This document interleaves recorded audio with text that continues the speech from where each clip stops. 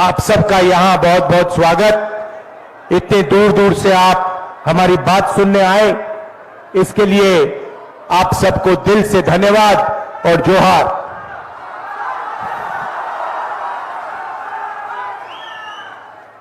मैंने यहां जोहार शब्द का प्रयोग किया, मैंने नमस्कार नहीं बोला, जोहार बोला।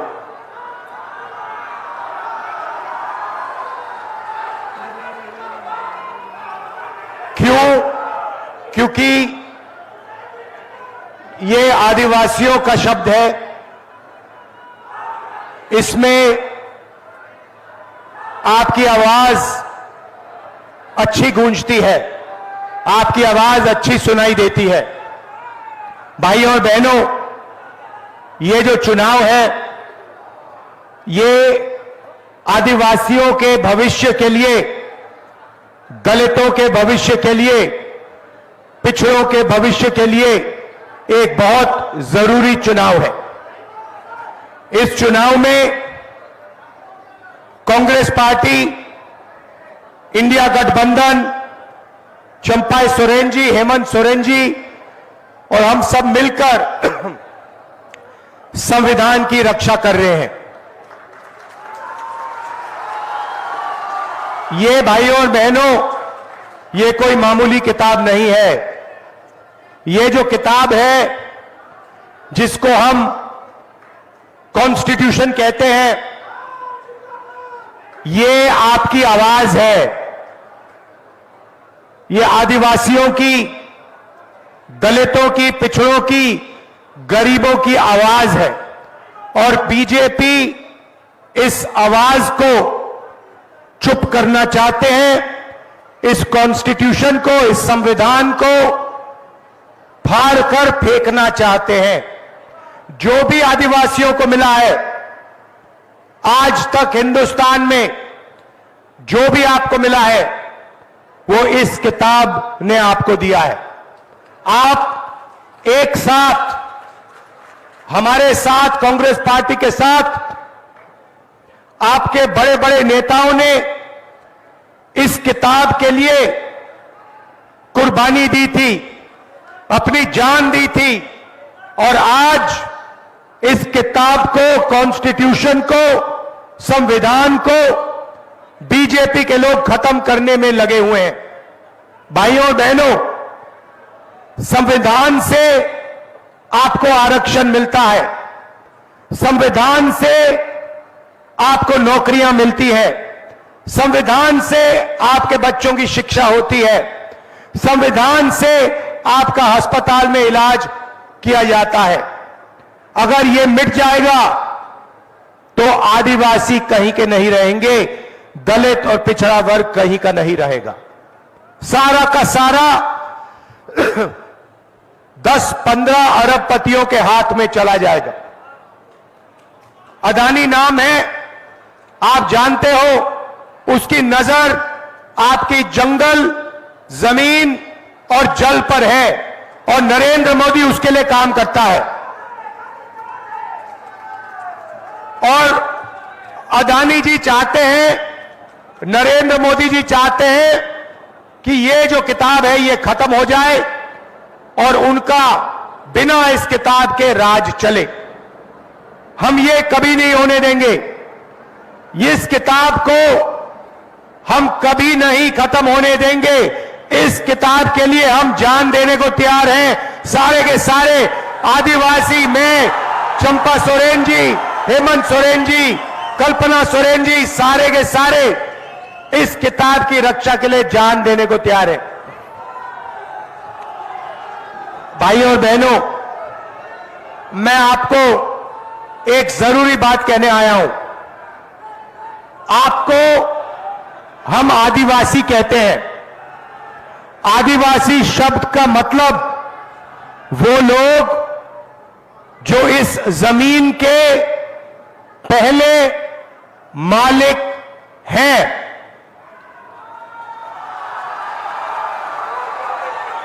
अब देखिए, अगर किसी खेत का मालिक होता है, किसी घर का मालिक होता है, तो उसको अधिकार मिलते हैं। तो जब हम आपको आदिवासी कहते हैं, हम ये भी कह रहे हैं कि जल, जमीन और जंगल ये सबसे पहले आपका था, और क्योंकि ये सबसे पहले आपका था, इसीलिए आपको इस जल पर, जंगल पर, जमीन पर अधिकार मिलने चाहिए। और जो हिंदुस्तान में धन है, जो हिंदुस्तान की अलग अलग संस्थाएं हैं, उसमें आपको भागीदारी मिलनी चाहिए। ये हमारे प्रेस के मित्र खड़े हैं, ये पूरे हिंदुस्तान का माहौल बनाते हैं, मगर आपको मालूम है कि ये लोग आदिवासियों की बात कभी नहीं करते। आदिवासी को बीजेपी के कार्यकर्ता ने आदिवासी युवा के मुंह पे पेशाब किया। आदिवासियों पर बलात्कार होता है, मगर मीडिया वाले कभी नहीं दिखाते हैं। ये आपको अंबानी जी की शादी दिखा देंगे, उनके बेटे को 8-10 करोड़ रुपए की घड़ी पहनते हुए दिखा देंगे, पूरी दुनिया के एक्टर दिखा देंगे, एक्ट्रेसेस दिखा देंगे, मगर आदिवासियों के दिल में जो दर्द है, जो उनके साथ अन्याय होता है, वो आपको मीडिया में कभी नहीं दिखेगा। भाइयों और बहनों, इसका कारण है क्योंकि अगर आप मीडिया के कंपनी के मालिक देखोगे, मालिकों की लिस्ट देखोगे, आपको एक आदिवासी नहीं मिलेगा। अगर आप इनके एंकर्स के नाम देखो, इनके बड़े बड़े पत्रकारों के नाम देखो, आपको एक आदिवासी, एक पिछड़ा, एक दलित नहीं मिलेगा। यह सच्चाई है। कल्पना सोरेन जी, आपका स्वागत, नमस्कार।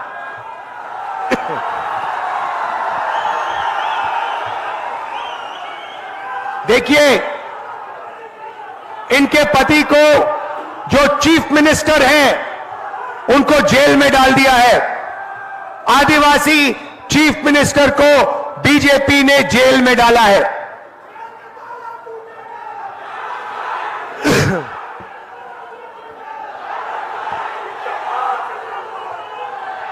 हेमंत सोरेन छूटेगा तो आप मीडिया देखो, हिंदुस्तान की बड़ी कंपनियां देखो, बड़े बड़े संस्थाएं देखो, आपको आदिवासी नहीं मिलेगा, दलित नहीं मिलेगा, पिछड़ा नहीं मिलेगा। हिंदुस्तान की सरकार को 90 लोग चलाते हैं, आईएएस अफसर है, पूरा का पूरा बजट वही बांटते हैं। झारखंड में कितना पैसा आएगा, रेलवेज में कितना जाएगा, शिक्षा में कितना जाएगा, सारा का सारा 90 लोग डिसाइड करते हैं। भाइयों और बहनों, आप हैरान हो जाओगे, चौंक जाओगे। उन 90 लोगों में से सिर्फ एक व्यक्ति आदिवासी है। आप 8% हो हिंदुस्तान के, मगर सरकार में 90 लोगों में आपका सिर्फ एक व्यक्ति है। और वो जो अफसर है, दिल्ली में बेचारा काम करता है, उसे छोटे से ऑफिस में पीछे रख रखा है, उसे कोई बड़ी मंत्रालय नहीं दी जाती है, उसे पीछे किनारे करके चुप कर दिया जाता है।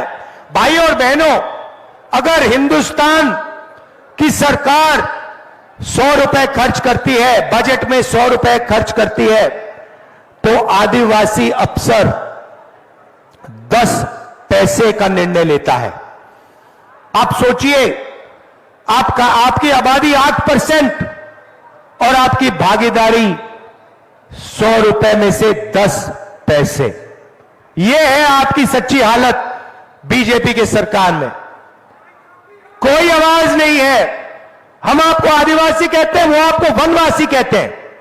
ये वनवासी शब्द का क्या मतलब है? ये अपमान है आप पर, ये गाली है। वनवासी का मतलब वो लोग जो जंगल में रहते हैं।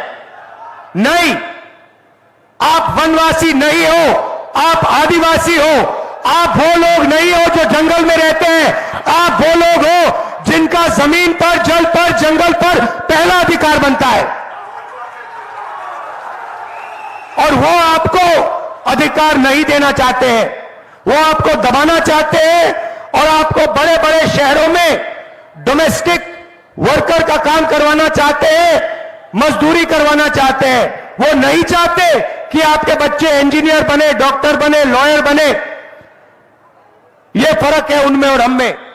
हम चाहते हैं कि आपको हिंदुस्तान में भागीदारी मिले।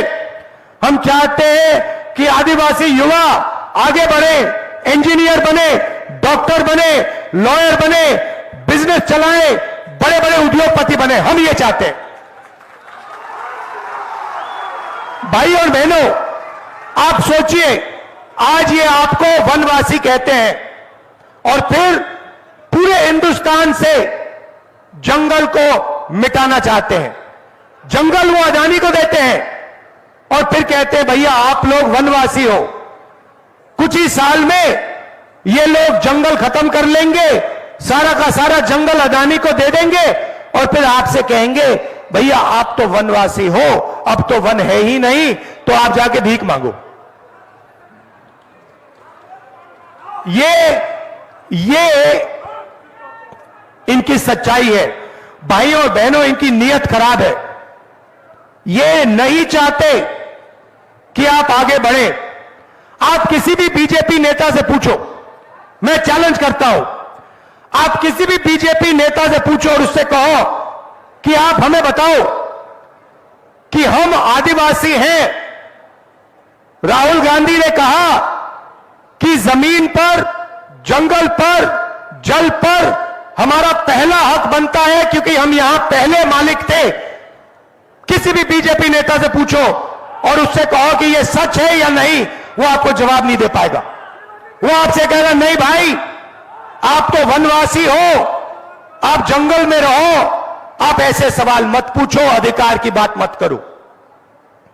भाइयों और बहनों, 10 साल नरेंद्र मोदी ने 22 लोगों को फायदा पहुंचाया।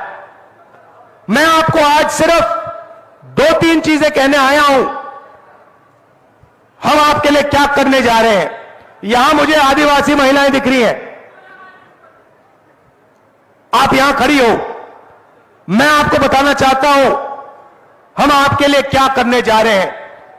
क्रांतिकारी काम जो किसी सरकार ने, दुनिया की किसी सरकार ने नहीं किया, वैसा काम इंडिया गठबंधन करने जा रहा है। उन्होंने अभी ताली मत बजाइए, क्योंकि जब मैं आपको बताऊंगा ना, ताली 5 मिनट चलेगी, आप देखना अपने आप ऑटोमेटिक 5 मिनट ताली बजेगी, देख लेना। तो भाई और बहनों, उन्होंने 22 अरबपति बनाए। अब हम करोड़ों लाखपति बनाने जा रहे हैं। अब मैं आपको बताता हूं इंडिया गठबंधन और कांग्रेस पार्टी करोड़ों लाखपति कैसे बनाएगी। आप सपना भी नहीं देख सकते। जो मैं आपको बताने जा रहा हूं, जो होने वाला है, आप सपना भी नहीं देख सकते कि ऐसा काम किया जा सकता है। अब सुनिए, सबसे पहले हिंदुस्तान के सारे गरीब परिवारों की लिस्ट बनेगी। उसमें सबसे ज्यादा परिवार आदिवासी, दलित और पिछड़े होंगे। करोड़ों परिवार हैं जो गरीबी रेखा से नीचे रहते हैं, बच्चों को शिक्षा नहीं दे पाते, भोजन नहीं खा पाते, बीमार होते हैं, इलाज नहीं कर पाते। करोड़ों ऐसे लोग हैं, उनकी लिस्ट बनेगी। उनमें सारे के सारे परिवारों की लिस्ट बनेगी और फिर हर गरीब परिवार में से हम एक महिला का नाम चुनेंगे। उस महिला के बैंक अकाउंट में 10-20 हजार रुपए नहीं, 50,000 रुपए नहीं, 90,000 रुपए भी नहीं, हम 1,00,000 रुपए साल के डाल देंगे। आप सोचो, 1,00,000 रुपए एक साल के, 8,500 रुपए महीने के, ठकाठक ठकाठक ठकाठक ठकाठक हर महीने। क्या समझ रखा है बीजेपी वालों ने?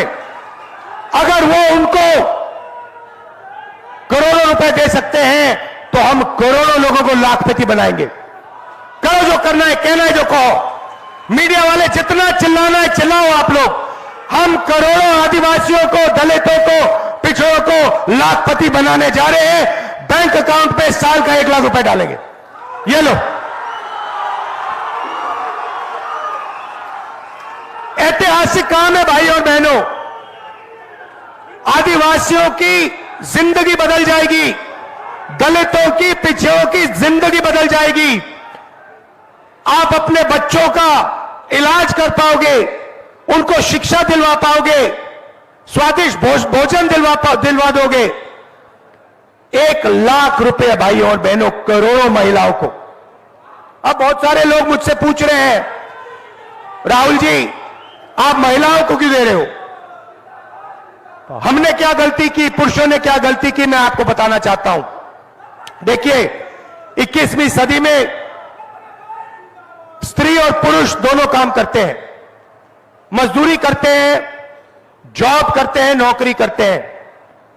घर के बाहर 8 घंटा 10 घंटा दोनों स्त्री और पुरुष काम करते हैं, और फिर दोनों घर वापस आते हैं, और स्त्री, हमारी बहन, हमारी माता 8 घंटे और घर में काम करती है। भाई और बहनों, पुरुष 8 घंटे 10 घंटे काम करते हैं। 21वीं सदी में हिंदुस्तान की महिलाएं, आदिवासी महिलाएं 16-18 घंटे काम करती हैं। यह शायद हमारे भाइयों को बात अच्छी ना लगे, मगर यह बात सच है, और इसीलिए हम महिलाओं के बैंक अकाउंट में 1,00,000 रुपया डालने जा रहे हैं। और मैं जानता हूं कि वो पैसा महिलाओं के बैंक अकाउंट में जाएगा, मगर हमारे जो भाई हैं दबाव डालकर, प्रेशर डाल के वो पैसा महिलाओं से भी थोड़ा ले लेंगे। सच है तो बोलना पड़ता है। भाई और बहनों, हम पैसा कानून लाए, जमीन अधिग्रहण बिल लाए, ट्राइबल बिल लाए, इन सब को बीजेपी ने कमजोर किया। हम आपका जल, जमीन और जंगल का हक आपको देंगे, आपकी जमीन वापस आपको देंगे। जहां तक रोजगार की बात है, पहली नौकरी पक्की स्कीम लाए हैं।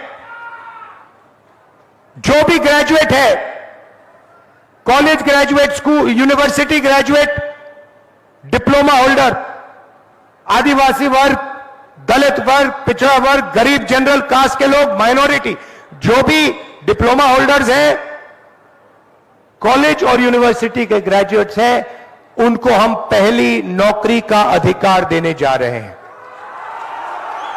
आप जाएंगे, आप हिंदुस्तान की सरकार को कहोगे कि मैं बेरोजगार हूं, नरेंद्र मोदी ने मुझे बेरोजगार किया, मुझे झूठा वायदा किया था 2 करोड़ युवाओं को रोजगार देने का, वो झूठ था, उल्टा नोटबंदी कर दी, गलत जीएसटी लागू कर दी।